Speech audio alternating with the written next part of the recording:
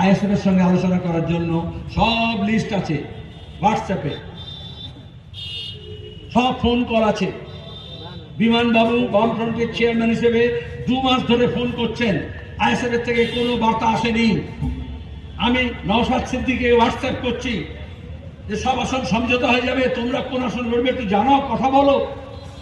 কোনো রিপ্লাই হয়নি, সালাম আলাইকুমের ওয়ালাইকুম আসসালাম হয়নি। সব হোয়াটসঅ্যাপের লিস্টে আছে। এখানে সে গুজব ছড়ালে হবে? সেলিম সাহেব অনেক হোয়াটসঅ্যাপ দেখাচ্ছে, বলছি ওনাকে দেখাতে বলুন, ওনাকে হোয়াটসঅ্যাপের যে কনভারসেশন জনগণ শুনতে বলুন।